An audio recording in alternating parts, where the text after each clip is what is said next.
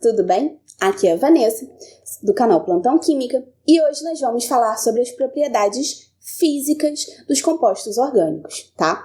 E aí a gente vai falar sobre solubilidade, pontos de fusão e pontos de ebulição, beleza? Então é o seguinte, para a gente entender bem essa aula, eu preciso que você tenha assistido a aula sobre interações intermoleculares. Então, se você não assistiu ou se já faz muito tempo e você não lembra tanto assim, eu vou deixar um card aqui em cima, tá? Onde você pode clicar e ir lá assistir essa aula, porque vai ajudar muito para você entender a aula de hoje. Então, se você não assistiu, dá um pause aqui, abre numa outra aba, vai lá assistir e volta, beleza? E bom, agora que você já assistiu a aula, vamos lá para a nossa aula de hoje. Bora pro slide.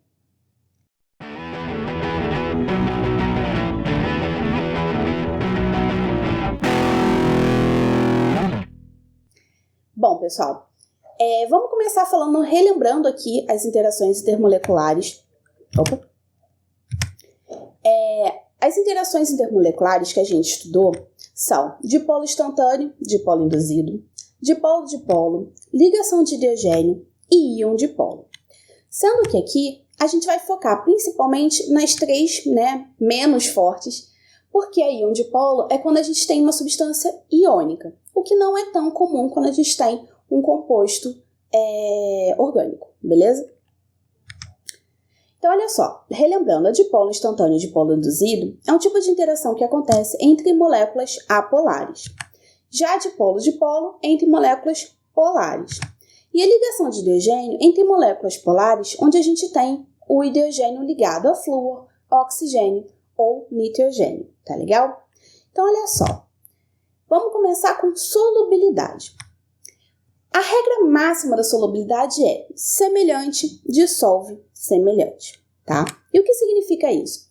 Significa que moléculas polares conseguem se solubilizar bem em solventes parecidos com ela, então solventes polares. Já as moléculas apolares conseguem se solubilizar bem em solventes apolares, tá legal? Então, olha só, digamos que a gente tem aqui uma molécula de água, que é uma molécula polar e pode interagir por ligação de hidrogênio. E eu tenho várias moléculas, o meu soluto, e eu tenho também é meu solvente, E eu tenho um soluto que é um álcool. Eu trouxe aqui o etanol. O etanol também é polar e também pode interagir por ligação de hidrogênio. Então, tudo certo, todo mundo ali é parecido, então o álcool consegue interagir muito bem com essas moléculas de água.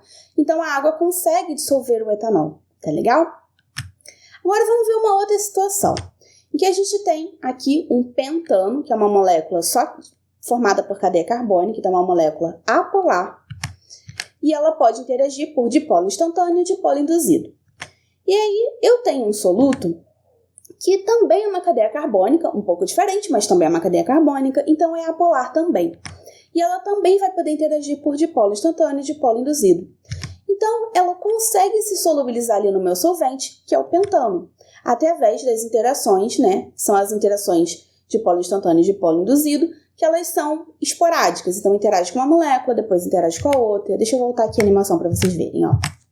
Então, acontece uma interação aqui, outras ali, e aí essa interação vai acontecendo devagarinho, e aí com isso a gente tem as interações, então ela consegue se solubilizar nesse solvente, beleza? E bom, vou trazer aqui mais um exemplo de uma molécula apolar, que consegue, por consequência, se dissolver lá no nosso solvente apolar também. Só que, digamos, estão aqui as interações, digamos que eu altere essa molécula do meu soluto e eu coloque nela, que eu tente colocar essa molécula em um solvente como a água, que é um solvente polar. Bom, se a água é um solvente polar e o meu soluto é um solvente apolar, eles não conseguem interagir um com o outro, tá legal? Agora, se eu alterar essa molécula e colocar nela grupos como hidroxilas ou grupos amino, que são grupos que são polares e conseguem interagir por ligação de hidrogênio, essa molécula passa a ser polar. E aí ela consegue se solubilizar lá no meu solvente água, tá legal? Então, sempre que vocês quiserem identificar se uma molécula vai ser mais ou menos solúvel, na água, vocês têm que procurar por esses grupos que são polares. De preferência, grupos que possam interagir por ligação de hidrogênio, tá legal? E aí esses grupos vão conseguir interagir muito bem com a água. Ou se a gente não tiver esses grupos, quer dizer que a molécula é mais apolar, então ela vai conseguir solubilizar melhor em solventes apolares do que solventes polares, tá legal? Bom, vamos falar agora sobre os pontos de fusão e pontos de ebulição. Por que eu quis separar bem solubilidade de pontos de fusão e de ebulição? Porque a solubilidade, ela trata de moléculas diferentes interagindo, tá? Então, a gente tem o soluto e a gente está verificando se ele consegue interagir bem com o solvente ou não. Quando a gente trabalha com pontos de fusão e de ebulição, são apenas moléculas da mesma substância que estão interagindo entre si. Então, a substância tem que estar pura para a gente avaliar essas características. Então, olha só, o ponto de fusão ele é a temperatura na qual um sólido vira líquido.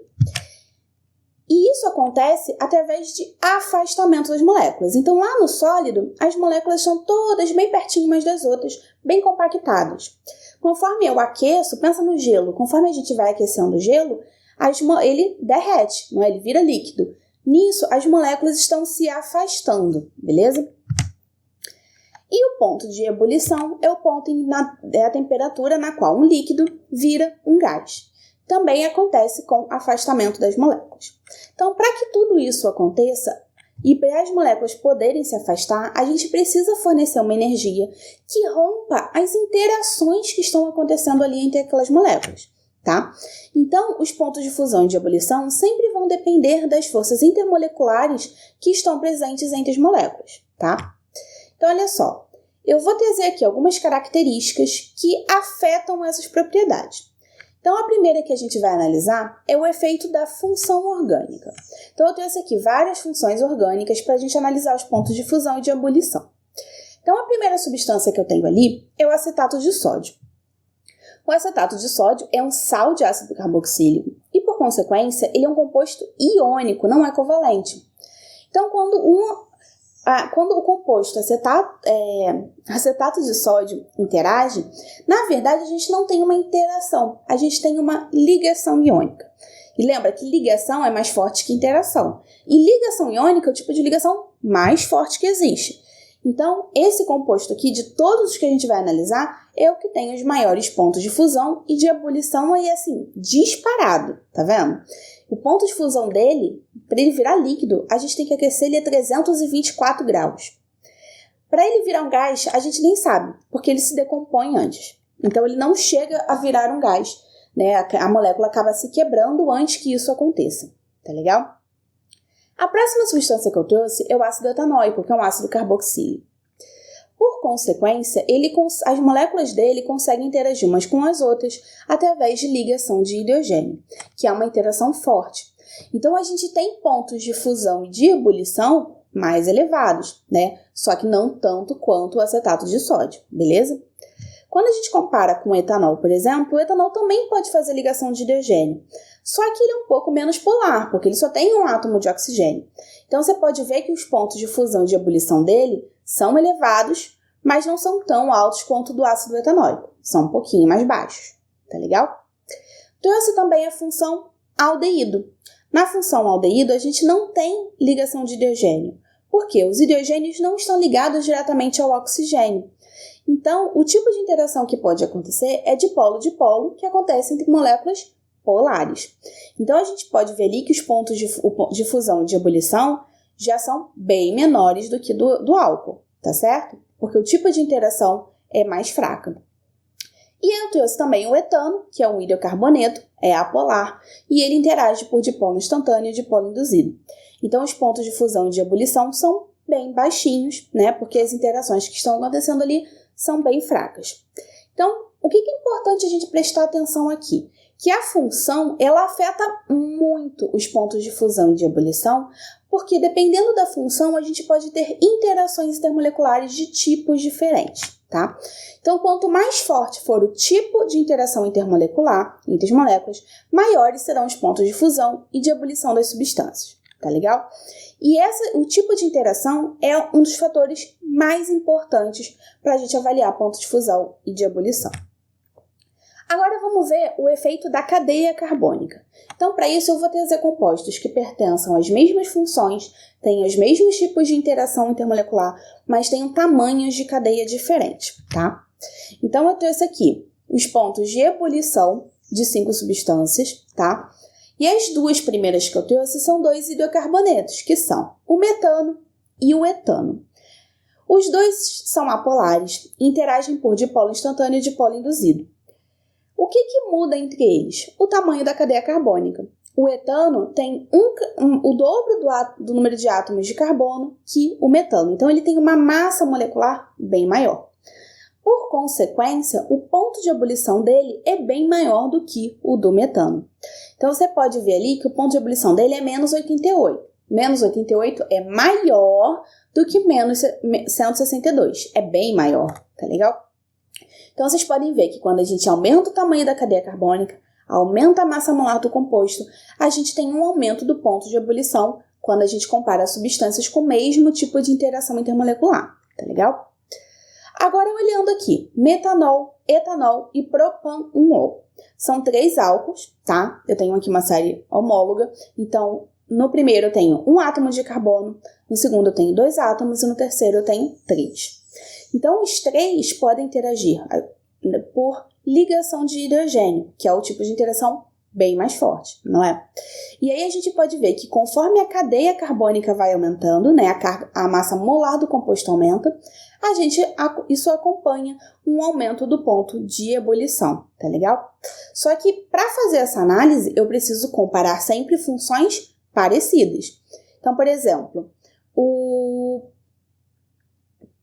metanol. O metanol ele tem 1 carbono, enquanto que o etano tem 2. Mas o metanol tem um ponto de ebulição muito superior ao do etano, porque o tipo de interação intermolecular do metanol é muito mais forte do que o do etano, tá?